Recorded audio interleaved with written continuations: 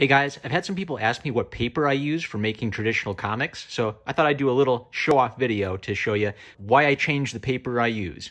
So on the very first page of my comic, I started by using Strathmore Bristol board, but specifically the brand designed for comic book creators. If you look closely, this kind of Bristol board has 3 different guidelines for different uses. This is the live box for the most important art and the words. This is the trim line, which means you can fill this up with extra art and it won't get cut off. And this is the bleed. A lot of this gets cut off, but you don't want a little thin white line at the edge of your art, so you want to draw past this. And I actually like to draw all the way to the edge of the page. This isn't enough bleed for me, so I would go all the way. There are also really handy guides you can use to make nice, even panels if you want to use simple panel layouts. So the reason why I changed the paper I use is when I scanned this art, I found that the blue lines still show up in the scan, and these were a bugger to Photoshop out. So on every page after page 1, I switched to regular, plain, blank white Bristol board, such as this. I've used Strathmore, I've used Canson. I'm not picky on the brand as long as it's 14 by 17 and Bristol.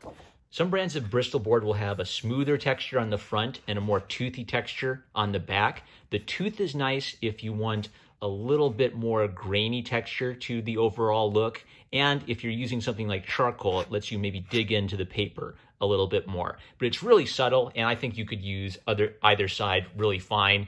And I use charcoal, but the vast majority of comic artists will use ink with their work.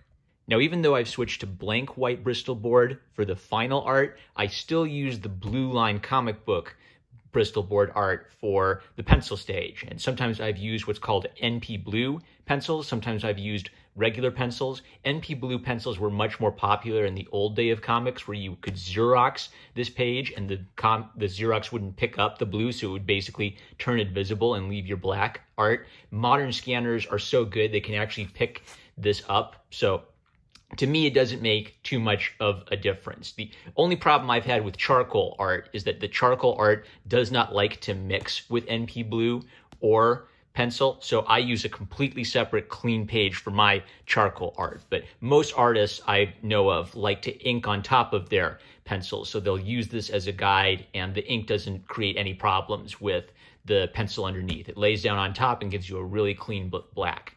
Then I scan them on this big boy, which is an Epson Workforce WF7710. This is a nice economical option if you need a giant scanner for large art. However, I would not recommend it for scanning color art. I would only recommend it for scanning black and white, which works perfect for me and I save some money, but I find it doesn't pick up color art very well. I clean and color it in Photoshop, and the rest, as they say, is history. Love you guys. Hope this helps. Catch you later.